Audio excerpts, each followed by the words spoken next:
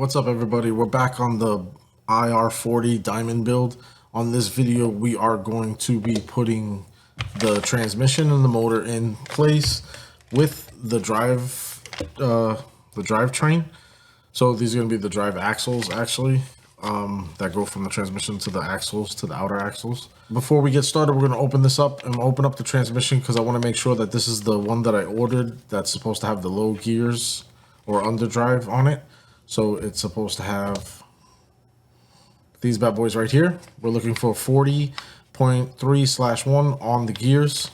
So without further ado, let's get this cracked open and check it out. Alrighty, so I got the bubble, we're back. We're gonna grab the blade, but you can't turn it. Oh man, that thing, I can't even turn that thing. And then you're gonna get your 4 screws, 1, 2, 3, 4. You got 5 for an extra one. So let's crack this bad boy open and see what we got inside. A 1.5mm Allen wrench is gonna get this open for us. So we're just gonna get it in place and counterclockwise all the screws. So let's go ahead and get this bad boy open and see what we got going on inside.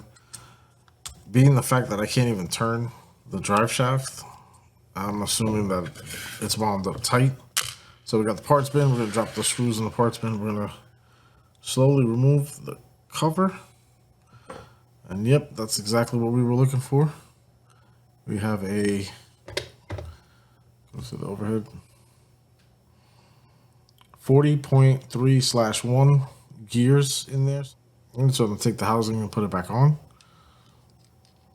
Other than that, everything looks good and in place where we want it. All right, so you just want to make sure that all the seams are back together closed. And we're gonna, if you didn't see the screw placements, I apologize. You got the 1, 2, 3, 4 screw placements. We're just getting them snug, and then I'm gonna give this thing a wipe down. So now the next thing that we're gonna do is we're gonna grab the drive shaft, the actual drive shafts, and open this bad boy up and get it ready to install. So we got some hardware.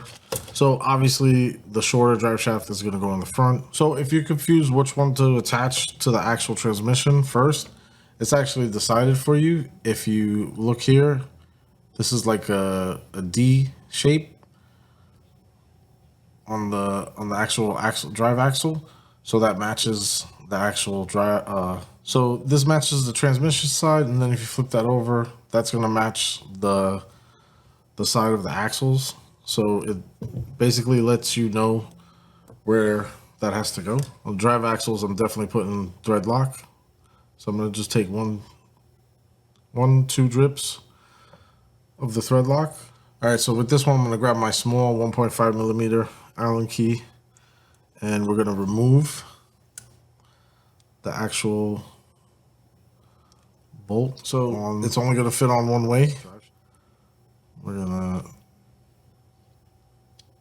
take that and slide that onto the actual transmission. Now we're gonna take our thread lock, dip the screw into the thread lock,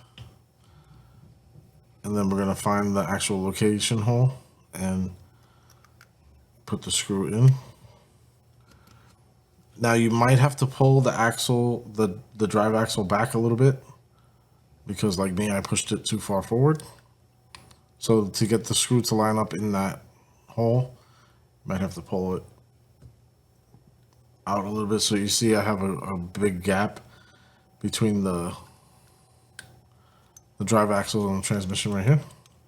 So that's good enough. It's gonna be rotating really well. That thing is so tight. Oh my God, it's gonna be crazy. So now we're gonna do the same thing on the opposite side for the front. And my bad, I didn't explain to you guys. The rear is gonna be the transmission side that's exposed. So this side here, and the front is gonna be the motor side because the motor faces the front of the truck. My apologies for not explaining that in the beginning. So hopefully you guys are doing what I do instead of doing what I say. So we're gonna do the same thing. We're gonna remove the screw here from this guy. And then we're gonna get the screw ready again on the Allen key. we're gonna get the screw with a little bit of thread lock in place. So that's on the screwdriver. I could literally stand that screwdriver up and put it to the side. So now, if we rotate this where we get that screw facing the top, I'm sorry, it was blurry, I wasn't looking. It's gonna be the same thing for this side. So we'll be able to put the screw facing the top here and then just installing it like so. Grab the screw and the screwdriver or the Allen key driver. And then we're gonna just clockwise is gonna get that tight. Then you get that snug and we're good to go.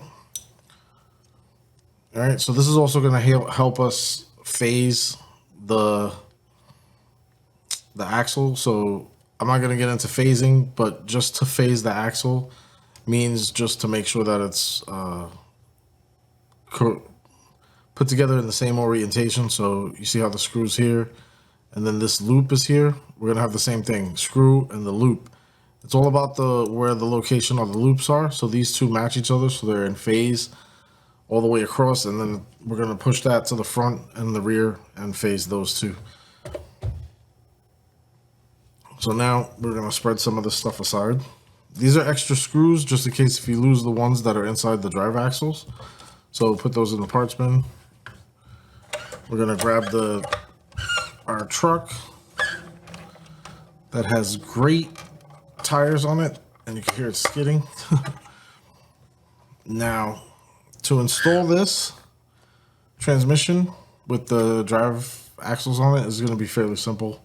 We're just gonna drop it down right into place here.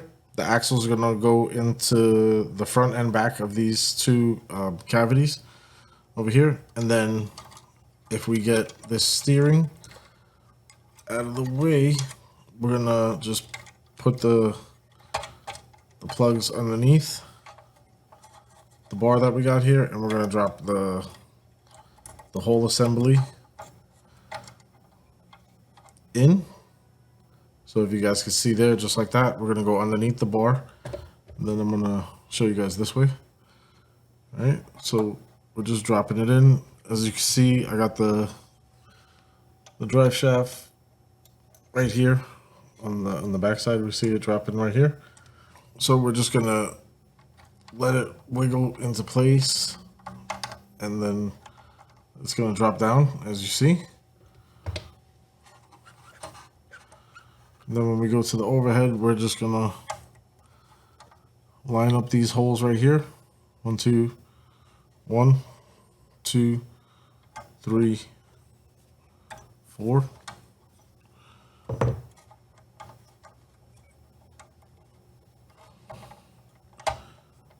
So now it might take a little bit of like wiggling the transmission and adjusting to get it to sit properly in the actual brass,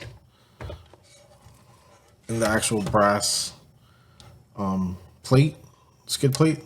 So we got right here. Okay, so I hope you guys can see that. It looks good. Good to go. Now it's up to you if you want to put thread lock for the 4 screws to hold the transmission down. I am going to go ahead and just probably give it a dab because I have the thread lock available. So I'm going to grab my screw and just go ahead and give that a quick little dab. And then I'm going to go for this front bolt right here. And I know you guys can't see, so we'll switch the camera view. So when it's aluminum on aluminum or aluminum on brass, I like to put the thread lock in because I don't want the screws to back out for vibration. I know I didn't do it on the transmission. The lower bolts on the transmission, I'm not worried about because they're underneath the skid plate. The upper bolts, I'll be able to keep an eye on. So if they start backing out, and I pay attention to the vehicle, I'll notice that they start backing out. I've been starting to do not random checks, but checks after I do a run with my vehicles, so that way I can see if I lost any screws or if anything backed out, because I was having the issue when I first started. I never really put thread lock on anything, and then things were falling out. I was losing links. I was losing suspension mounts, suspension, and everything. So it was more of those pieces that I was losing than anything else. But nonetheless, you don't want to pretty much lose anything. All right, so I got that one last bolt back here. The other 4 or 3 are in, and we're good there. So you're gonna have one extra screw left over. That's gonna be the one that you get for the extra. Sorry. So take your baggie, put it in the baggie, and you could put 4M transmission. And then this one you could put 4M drive shafts with your Sharpie. I'll do that after the video so that way I don't bore you guys with my attempting on spelling that stuff out. So now I'm going to close the truck up and I'm going to flip it over so that way we can see the underbelly. And I'm going to connect the front drive shaft first. So the front drive shaft is going to be the smaller one of the two, obviously. So what I want to do here is I'm going to look. So right here, the new skid plates, you can see the bolt, and then you see the bolt right there. So what we're going to do is we're just going to make sure that those are orientated where we can see them like pretty much clearly. So I'm going to try to turn that a little bit, and that is not easy to turn. There we go. So they're facing pretty much up. So what I want to do is remove this screw here. 1.5 millimeters, going to get that out. Now it doesn't come all the way out by itself. It turns a little bit and then you got to pull it the rest of the way out because it'll just, it's not really threaded on the top piece. It's threaded on the back end. So it's just like over here. So now this is where we have the hole. It makes it a lot easier if you have a pair of tweezers or something, or a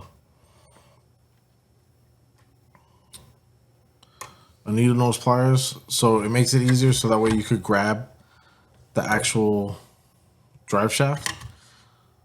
So if you look here, I'm going to grab the drive shaft, right? And then I want to connect it as straight as possible. So that way it looks the same. The bolt matches so we can see the bolt right up in the front. And then you just have to rotate the tire to line up with the front piece. So it'll line up one of two ways. And this is not fitting. There we go. I was getting nervous. I was like, yo, the diamond axles don't fit the drivetrain. This is made for this. Like, talking about scaring the crap out of me. So we got that lined up and we're going to grab the screw. And like I said before, definitely thread lock on this piece because it rotates and it has the opportunity to get a lot of vibrations the faster you go. So we got some thread lock in there. Even if you don't go fast, just the tension of the motor can cause this guy to be under some stress and whatnot. So by being able to match up the screws, we also phased the axle, as you can see here. So if you look, this loop is here, and then the loop is right there on that side. So that's perfect in phase, and we are about to make it go all the way through the transmission and then phase out to the back. So we're looking really, really, really good on the actual phasing of the axle. So you won't have people going after you in, you know, a social setting. So let's remove the last screw on the other axle, drive axle. Get that out. And once again, we're going to use the tweezers to grab the drive axle. And we're in the same position, so we're gonna hold that. We're gonna try to get this lined up.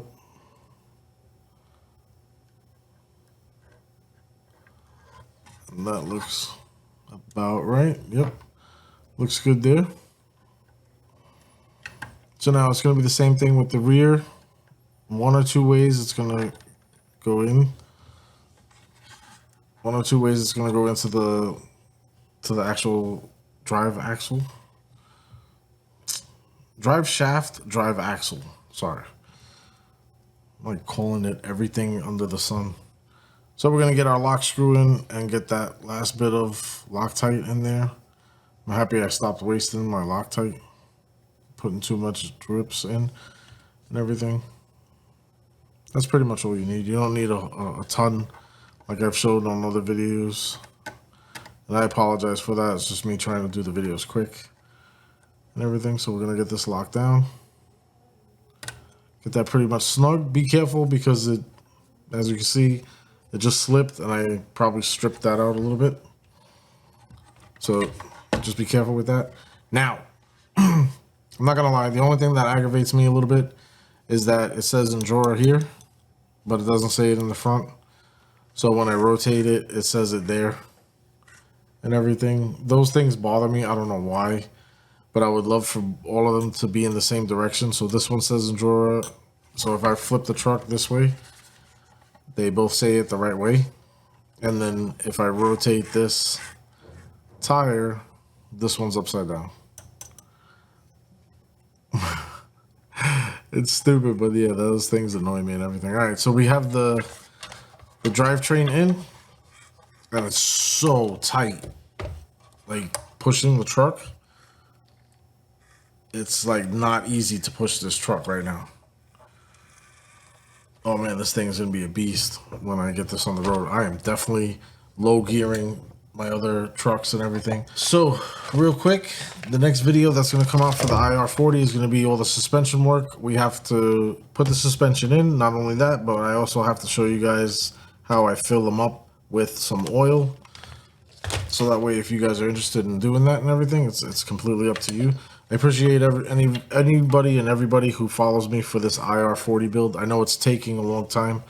Trust me, it's sitting. I want it built already so much that I actually started another build over here. This one is the Orca build. So real quick sneak preview. All right, so I know you can't really see it right now, but that's just a frame. It's the Orca build that I call it. I did the videos for the actual LCG chassis already, and then I, by accident, took the battery cage that was for this truck and put it on this truck. So I gotta get another one for this one because I'm not doing a build where I just take one part off to put it to the next one. I'm not doing that. I really don't want to at all. So the Orca build is coming along awesome. It's got the skid plate on and then the frame and the battery cage and everything. Those videos are all probably gonna drop in one hit, so that way it's all in a playlist and everything. You guys don't have to wait months on it. So it's gonna be a little bit better than the way I'm doing the IR40 build. It is getting me aggravated because I also forgot to do the links video.